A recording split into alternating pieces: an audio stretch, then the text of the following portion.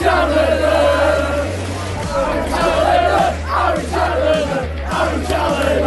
foot to top. Doncaster Rovers have done it. Hello there, ladies and gentlemen. I am the CHALL, your Dogs Drivers fan, and welcome to this DRFC Daily Reports, bringing you the latest news from Doncaster Rovers Football Club. We do have a couple of big stories this evening.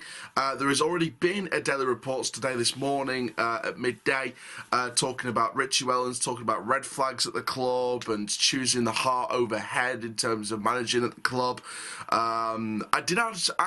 I did come across his first training session as like an Orient manager, and he seemed more relaxed. I don't know what it is, but he seemed more relaxed. Maybe there was something in those red flags. But yeah, we've got a, sort of a follow-on from that, if you will, from what's been said there. With a couple of extra stories. Tom Anderson has had a major setback, and Ben Blythe, and this is the one that's really got me mad, is joining a championship club. We've got all the stories, all the information about those. So please do like, comment, subscribe. Click the notification bell to see my YouTube video. Let's get started with the Tom Anderson injury setback. So this story is from the Free Press, and Tom Anderson has suffered an injury setback after breaking down in training. They hoped he would be available for selection for Saturday's home clash with relegation rivals Gillingham, but the centre-back suffered an adverse reaction in a practice game at Campley Park earlier today, and his season now hangs in the balance. Gary McSheffrey said to the press this morning, "Tom unfortunately has broken down in training." He went on to say it was the first 11v11 situation he's played in, and he felt something in his foot again. He's in a boot at the moment, and he's having a scan in the morning, so we'll know more in 24 hours how severe it is. He felt brilliant. It's been 12 weeks and 3 days since he did the injury against Shrewsbury. We estimate a 10 to 12 week in terms of layoff period. He's done everything the consultant said to do. He ticked off all the milestones for training, and now he's out on the grass with a good few weeks with a fitness coach. He stepped into training today, and the first time he probably has to do something that's reactive to where a ball goes into a game situation. A couple of minutes in, he felt a little bit of a pull again in his foot.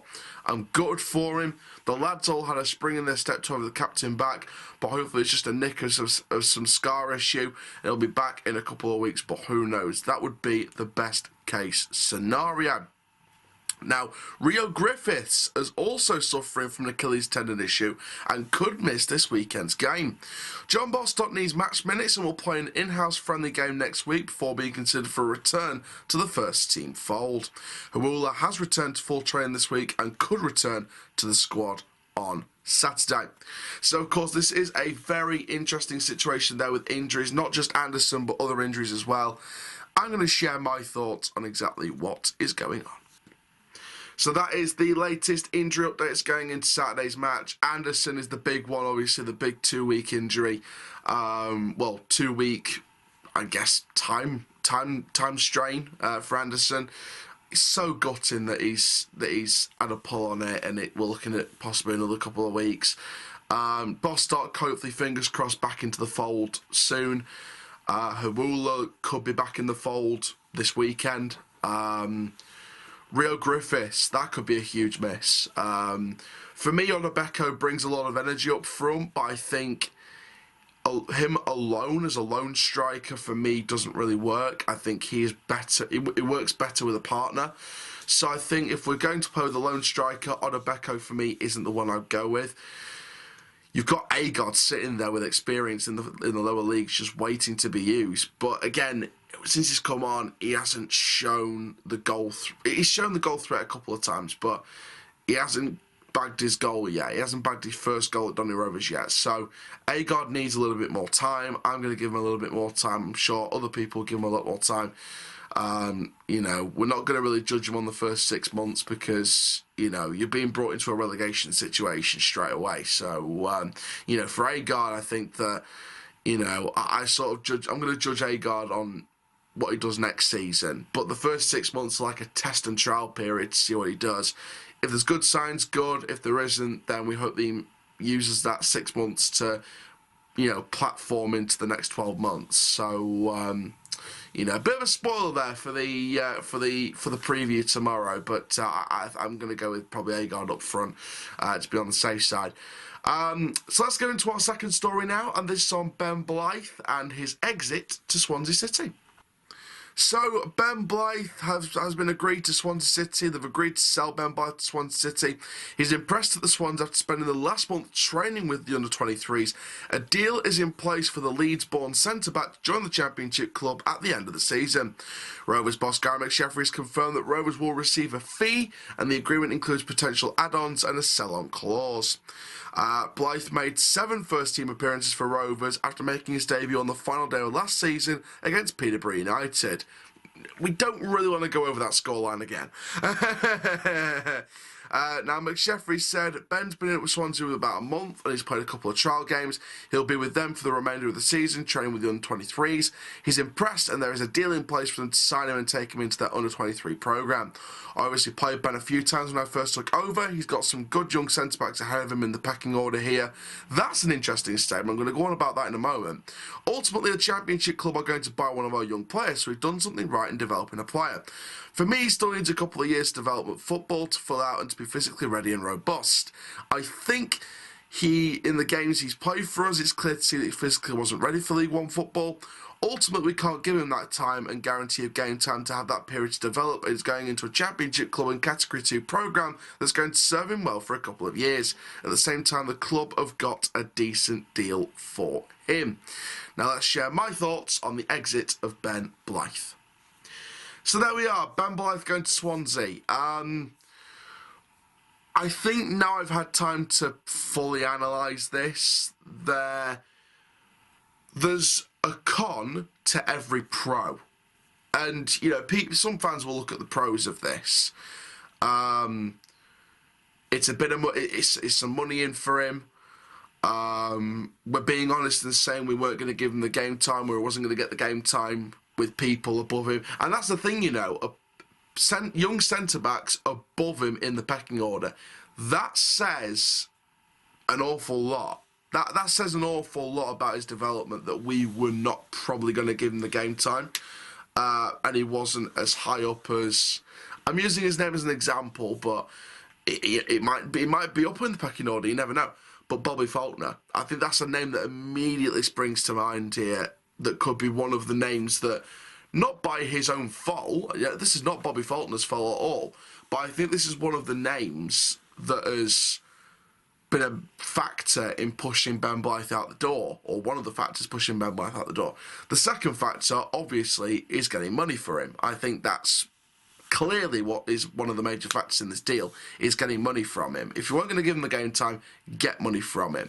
We've got a fee, we've got a sell-on clause, and we've also got a bonus, a fee bonus, which is great. You know, that's better than what we've done previously, where we've let people go for peanuts for basically nothing. Obviously, he's going to a category above in the youth setup.